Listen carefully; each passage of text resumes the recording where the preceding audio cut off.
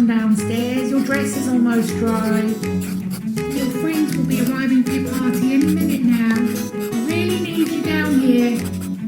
What are you doing up there? Dear Diary, it's my 10th birthday today. And my friends are coming over to my party soon. I'm so excited. I can't wait to tell them what's happened today. It's been such an amazing adventure.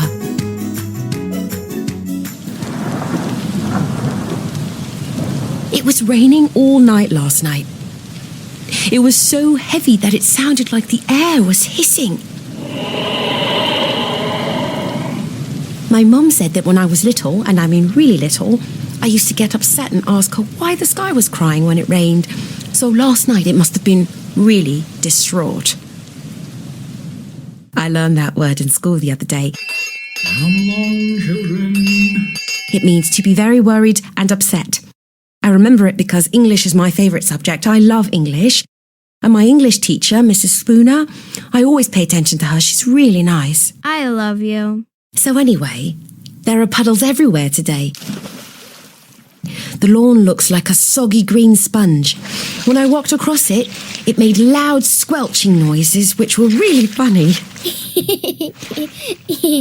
It sounded like the noises my baby brother used to make right before Mum had to change his nappy.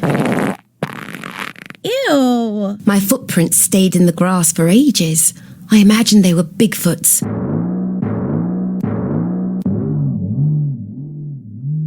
I'd love to spot him.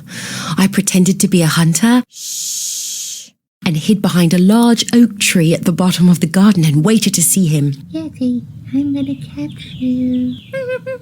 As I waited, a shimmering rainbow appeared and dove straight into one of the puddles. Then something crawled out of the water. I couldn't believe my eyes.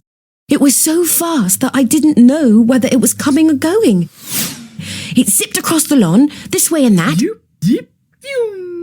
in a bright green blur. Then back again to the puddle and splish. It jumped in and disappeared, the rainbow along with it. I ran out behind the tree and poked the puddle with a stick, but there was nothing. Only stones and lots of mud. Once the wobbly effect of the water had stopped, I could see me and my hair. I hate my hair. It's short, straight and quite flat, but there's a big tuft that sticks out to the side. If it were on top of my head, it would look just like a cockatiel. My mum said it's been that way since I was a baby. I was born with a full head of hair, and within a few hours of my birth, the stupid tuft sprang up, and it's never gone down since.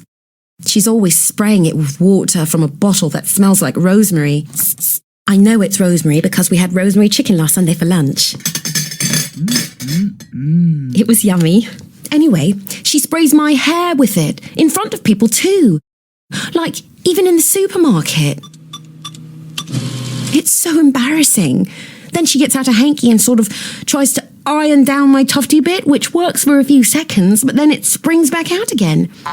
I honestly don't know why she bothers. When I start to moan that people are watching, she shushes me and tells me that we must always look our best, Goldie. Even though my real name is Primrose, she calls me Goldie most of the time because my hair is the colour of gold. When I grow up, I'm going to be a hairdresser. And dye it. Maybe I'll perm it too. And cut out the cockatiel flick thing. I did that once. And my mum went berserk. We didn't go to church the following day because she felt embarrassed about what the vicar would think. And because she didn't want to miss church 2 times in a row, she made me wear one of her headscarves. It was an orange one with lots of white polka dots on it. All the grown-ups said how cute and adorable I looked, but I was so embarrassed. I couldn't wait to get home, take it off and hide it so I'd never have to wear it again. Ever. After a while, I began to get bored of staring at myself, so I made my way back towards the tree. That was when the bright green blur thing buzzed out from behind it. I say buzz because it was as fast as a fly. Faster even. Then it stopped and laughed at me and said, "You have to believe it to make it work." That's when it buzzed up close to me. It was a little man. I looked down at his smiling face and he looked up at my confused one. He was tiny. He only came up to just below my knee. And I am super small for my age. He was dressed in all green, a jacket, trousers, and a hat that kind of flopped down to one side. I could see short brown hair poking out from under it. He had on brown boots that his pants were tucked into and a thick brown belt with a big brass buckle that looked like the colour of my hair. His jacket had lots of tiny brown buttons up the middle that fastened it together and was carrying hoops of rope that were slung across his shoulder. "You have to believe in them to make them work," he repeated. "What?" I replied. "Believe in what?" "You can't just jump into a puddle portal and expect it to work for you," he said. "Puddle portal," I said. That was when he explained it to me. He said that the reflection on the surface of the puddle is the destination, so his people, the little people, call them Destiflections. The puddle is a portal which they call puddle-portals. He said they use these puddle-portals to travel anywhere they wanted to go in the world. He explained it using some bigger words that I can't remember now, but when I do remember, I'll write them down and ask Mrs. Spooner what they mean at school on Monday. I remember that he got very excited when he used the word universe. He said they travel between time too. He told me to stare into the puddle's reflection and concentrate hard on where I wanted to go. Then, when the image of that place appeared in the puddle, all I had to do was jump in and I'd be at the place my mind had created. Wow! So I tried it. First, I thought very hard about Bigfoot. Then I started thinking about fairies, unicorns, and wizards. How fantastic would it be to see a real-life wizard? Shazam! I jumped and opened my eyes to find I was still in my garden with Greer. That's what he said his name was. He was laughing at me and all the muddy water from the puddle I jumped into rolled down my face and on my dress, my party dress. My mum was so angry about the dirt when I came running inside to tell her about my adventure. Mum, Goldie, what have you done to your dress? Mum, listen. But she wouldn't listen and sent me straight to the bath, which is why I'm still in my dressing gown now. My dress is in the washing machine on a super fast wash and dry cycle. I hope it's ready in time for my party.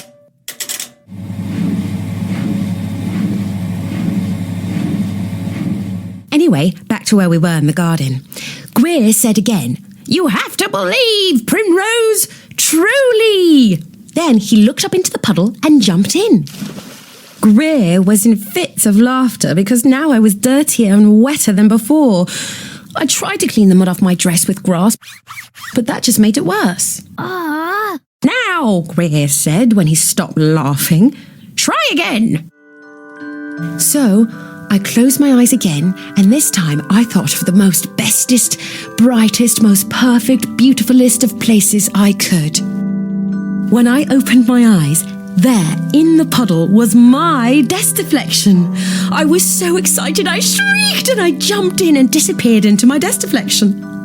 I was there for hours and hours. I forgot all about my party, but when I got back, Greer told me I'd only been gone for a few minutes. Goldie, it's time to come downstairs now.